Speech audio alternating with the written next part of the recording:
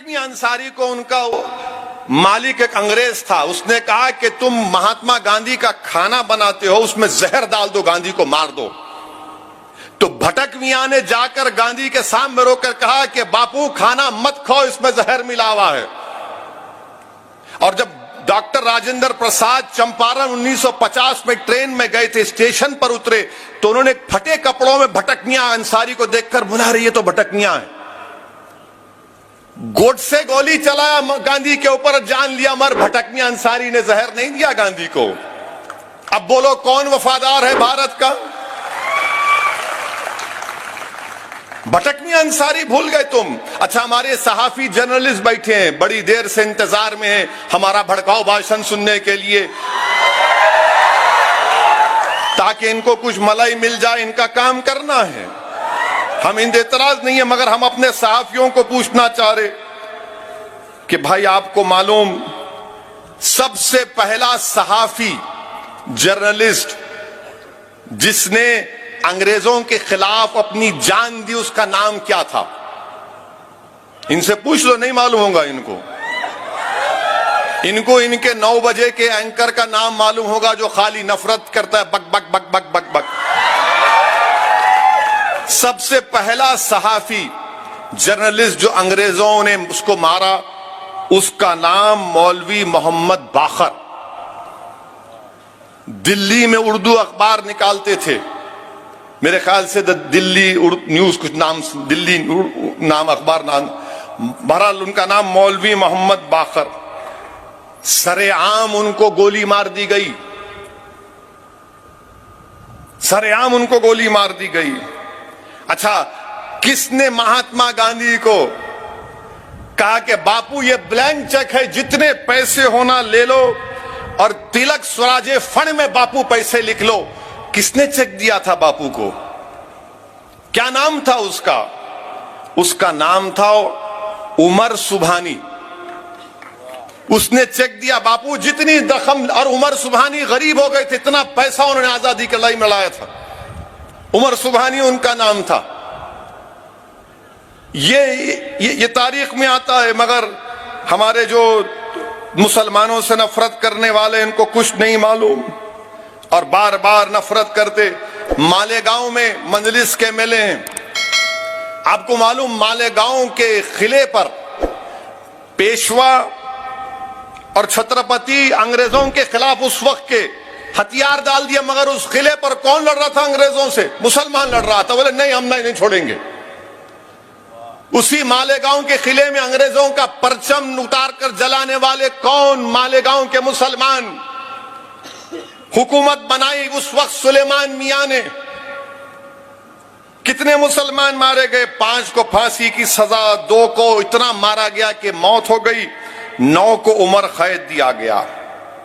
अब बताइए आप, फिर इनसे पूछिए कि झारखंड जो मौजूदा रियासत है, वहां पर किसने गोलियों से अंग्रेजों से मुकाबला किया? जब गोलियां खत्म हो गई तो पत्थर पहाड़ को उठाकर अंग्रेज फौज पर फेंकने वाले का नाम क्या था? उसका नाम था शेख भिखारी रहमतुल्लाह अलैह, जो आदिवासियों के साथ मिलकर लड़ते थे। इनसे पूछिए कि टीटू मीर कौन था? टीटू मीर बंगाल के थे और वो किसानों की लड़ाई अंग्रेजों के खिलाफ लड़ते थे, टीटू मीर थे। और फिर इनसे पूछिए जो मुसलमानों से नफरत करते हैं, अब्दुल कय्यूम अंसारी कौन थे? बिहार के, जो वहां बिहार के पसमानदा मुसलमान के लीडर थे, मगर 2 नेशन थियरी के खिलाफ थे, 2 नेशन थियरी के खिलाफ थे टीटू मीर, अब ये अब्दुल कय्यूम अंसारी साहब।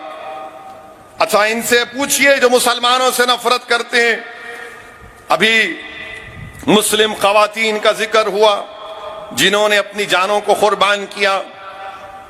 थाना भवन शामली के पास है, मगरबी यूपी में। असगरी बेगम कौन थी? असगरी बेगम को जिंदा अंग्रेजों ने जला दिया था, क्योंकि उनके शौहर और वो मिलकर अंग्रेजों के खिलाफ लड़ते थे। असगरी बेगम को जिंदा जला दिया। बेगम हजरत महल अपने बेटे से एक साथ लड़ते लड़ते भागना पड़ा, नेपाल में चले गई, नेपाल चले गई। मेरे अजीज दोस्तों और बुजुर्गों, फिर जब अदम ताउन की तहरीक का ऐलान हुआ महात्मा गांधी की तरफ से, पूछिए इनसे कि कौन सा इंडस्ट्रियलिस्ट था जिसने अपना कारोबार को बंद कर दिया। उसको उस वक्त शुगर किंग बोलते थे, उसका नाम था सबा सिद्दीक। मुसलमान सबा सिद्दीक ने कहा कि महात्मा गांधी और सबने कहा कि अब बंद, अदम ताउन, नॉन कोऑपरेशन में अपना कारोबार को बंद करता हूं। मुंबई में जितने खोजे और मेमन लोग थे उन्होंने कहा कि हम भी कारोबार बंद करते हैं, कारोबार बंद कर दिया। मगर आप तो कारोबार अपना चलाते रहे, आप तो नफरत फैलाते रहे।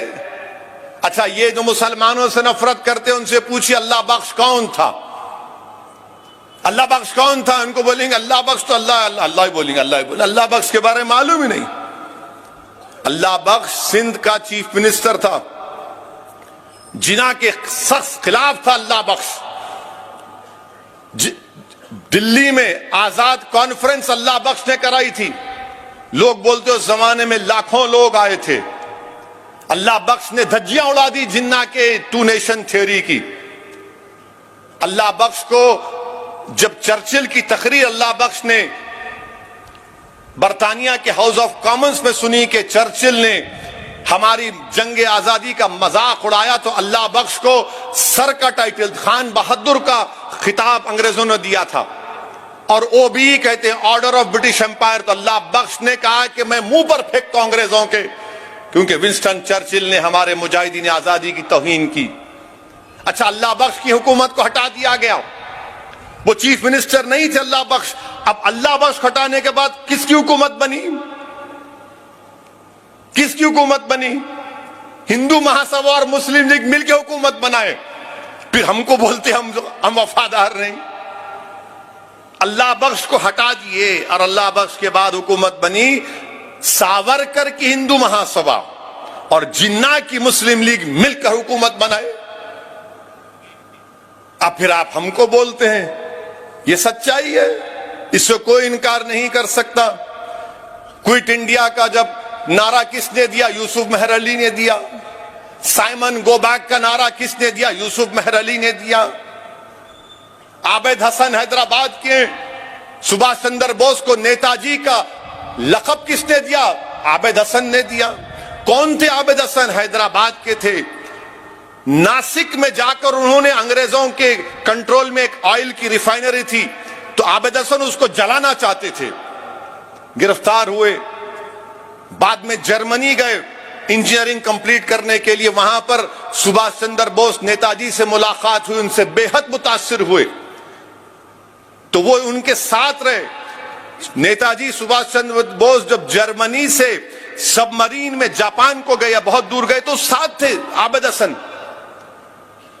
आबिद हसन साथ थे। जय हिंद का नारा आबिद हसन ने दिया क्या? सावरकर या गोडसे ने दिया जय हिंद का नारा? आबिद हसन ने दिया। मेरे अजीज दोस्तों और बुजुर्गों, ये जलसा इसलिए मुनक्कद किया गया है, और याद रखिए इस बात को कि उलमा इकराम की मौजूदगी में लबकशाई कर रहा हूं। अल्लाह के रसूल सल्लल्लाहु अलैहि वसल्लम, मोहम्मद मुस्तफ़ा सल्लल्लाहु अलैहि वसल्लम जब मदीने को वापिस आते तो मदीने की दीवारों को मोहब्बत की निगाहों से देखते थे। मदीने की दीवारों को मोहब्बत की निगाहों से देखते थे। तो बुखारी का सबसे बड़ा आलिम, सबसे बड़ा प्रोफिशिएंट आदमी उसमें था, तो इब्ने हजर अस्कलानी रहमतुल्लाह अलैह ने कहा कि इससे यह बात साबित होती है वतन से मोहब्बत की। जब रसूल अल्लाह सल्लल्लाहु अलैहि वसल्लम मदीने को वापिस आते, मदीने की दीवारों को मोहब्बत से देखते, ये ओवैसी या कोई हसन फारूकी या मुफ्ती गयास नहीं, इब्ने हजर अस्कलानी कह रहे हैं कि इससे वतन की मोहब्बत साबित होती है। मेरे अजीज दोस्तों और बुजुर्गों, हम पार्टीशन के जिम्मेदार नहीं है। मौलाना हुसैन अहमद मदनी रहमतुल्लाह अलैह जो किताब लिखी थी मौलाना हुसैन अहमद मदनी रहमतुल्लाह अलैह ने, आज भी अगर आप उस किताब को पढ़ेंगे तो ऐसा लगता है मुत्तहिदा कौमियत और इस्लाम, ऐसा लगता है कि कोई आलिम दीन नहीं लिखा बल्कि कोई पॉलिटिकल साइंटिस्ट वो किताब को लिखा। मौलाना हुसैन अहमद मदनी ने कहा था कि मुसलमान इस मुल्क का वफादार है, मिसालें देकर कहा कि हम इस जमीन में दफनाए जाएंगे, ये हमारा कब्रस्तान भी है, हमारी आरामगाह भी है ये, और हम यहीं से उठाए जाएंगे जब क़यामत होगी, हमारा अकीदा है।